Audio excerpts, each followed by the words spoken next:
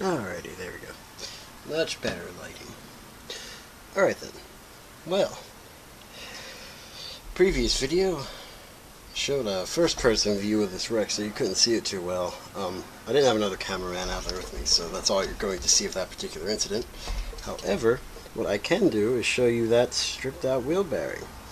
As you can see, there's a nice little layer of plastic.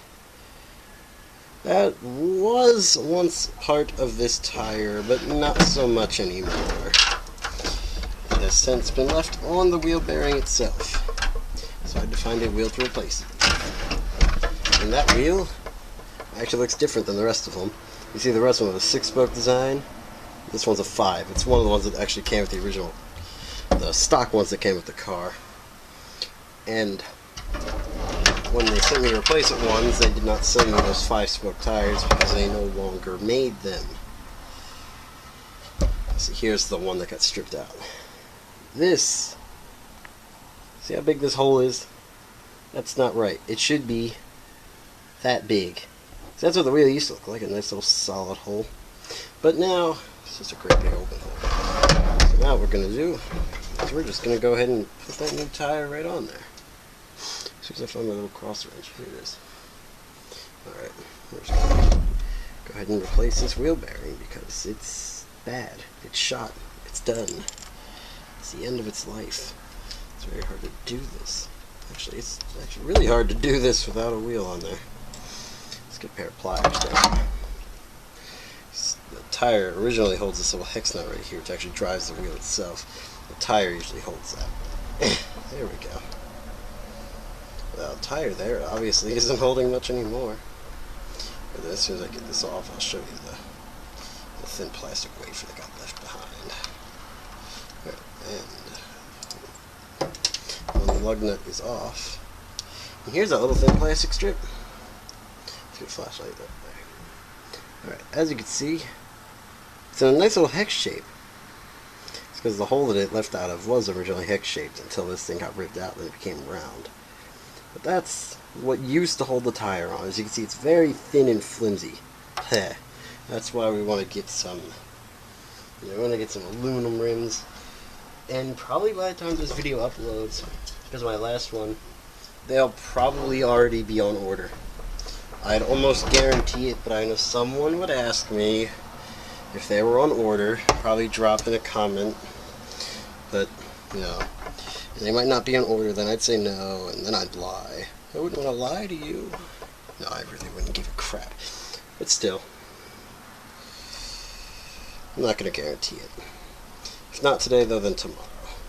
Because whereas they're more expensive than these plastic things, I didn't pay for either of these two pairs, because the last time that I had to replace my wheels, it was the servo burning out. This servo, in fact, it burned out while I was still braking in the engine. So obviously they were at fault for that one. That servo was just a bad servo. I contacted them and they sent me these 6-spoke replacements, so that was nice of them. Anyway, that comes about to the conclusion of this video.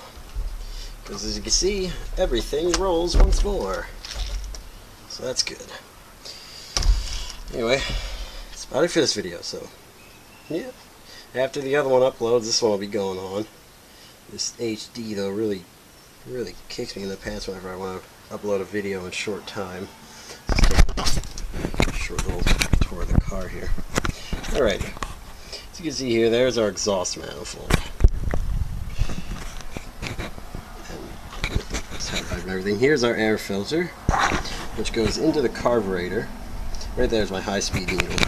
It adjusts the level, you know, the fuel to air ratio at 10% and above throttle. There's the pool starter, which if any of you are friends on Facebook, you would know that I have to replace that pretty regularly because it's a pain in the rear.